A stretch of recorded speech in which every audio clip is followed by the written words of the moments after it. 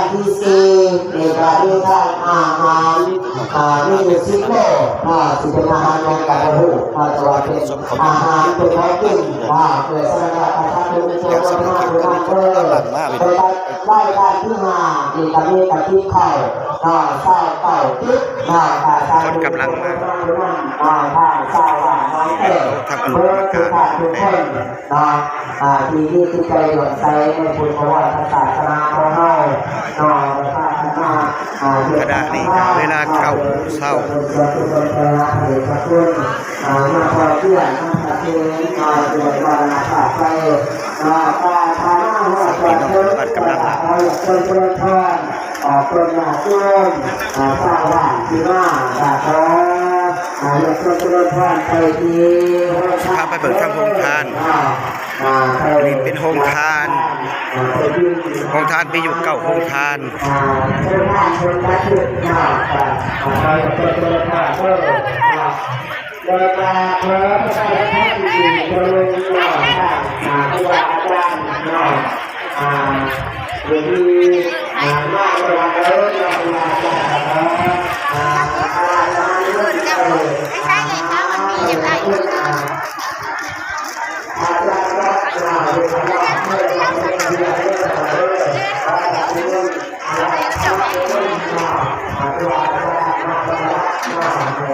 ต่อหัน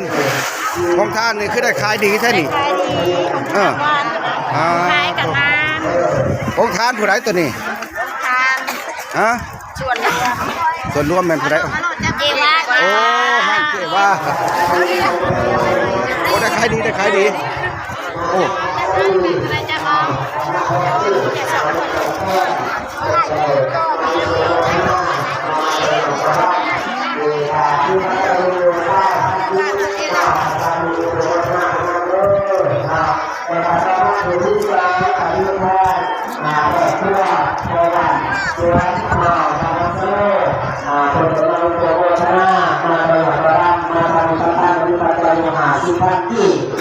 ประชาชนทุกคนมาดูงานเลยประวัติศาสตร์เลยเป็นการต่อมาถึง3 อีกอย่างนี้ว่าก็ควร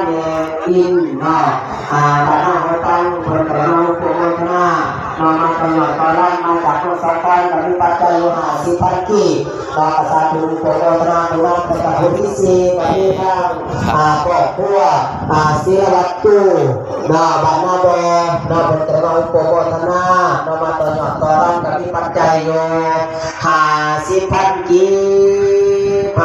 50,000 กีบกษัตริย์อุปโภคนาคุณนำเด้อสวัสดีเด้อ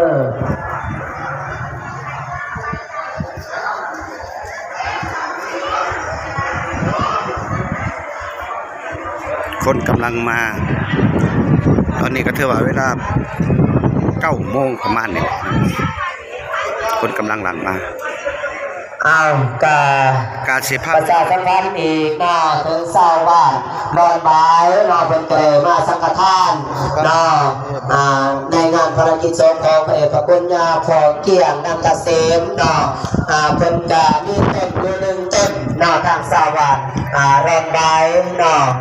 รวมเป็นเงินอยู่100,000 กีบแล้วก็มีค่าเช่าขาย25 โล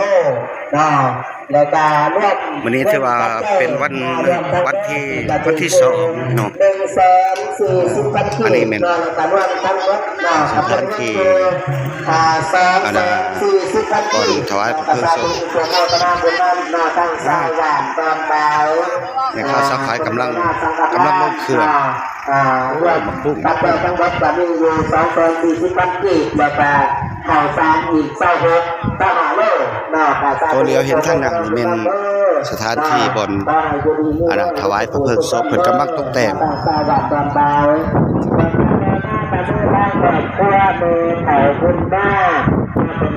เอาไปดองไปเบิ่งทาง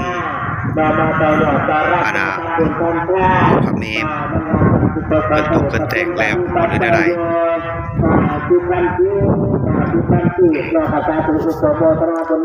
หรือว่าเวลาบ่ายโมงหนึ่งหรือว่า13 นาฬิกาหรือว่า13 โมงนั่นแหละอาจจะเป็นเวลาที่ว่าเคลื่อนศพออกมาสู่พระเมรุมี เพิ่นตกแต่งแล้วในเวลา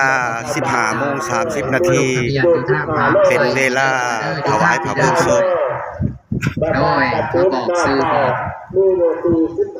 มาบอกซื้อบอกเสียงเด้อขนาดเด้อพ่อแม่ครูบาอาจารย์นิมนต์ค่ะหน่อย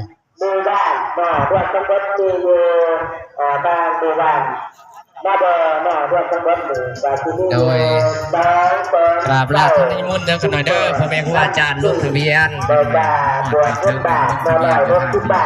ยสาธุสาธุเจริญพรอันนี้ซ่องไปส่งทางในเด้อ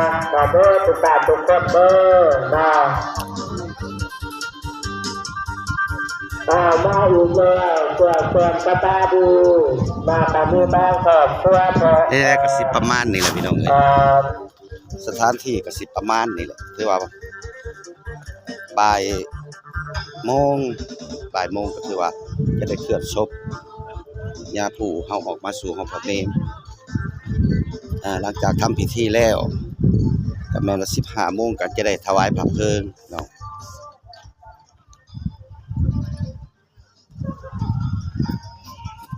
มาอีกแล้วเพื่อเพื่อนประทาทานมากับมือทางขอบเพื่อพอออกฟังบ้านน้องเด็กเทียนมาเป็นประมาณอุปโภคนามาต่อมาต่อรันมาทำบุญทำทาน ขายเครื่องขายข มา อง กับมือปัจจัยโย50,000 กี50,000 กีมาสาธุเด้อขอให้คุณท่านเพื่อทานจิต10 ประการเด้อขอฟังเด้อขอให้มีแต่ความสุขความเจริญขอเพื่ออยู่เย็นเป็นสุ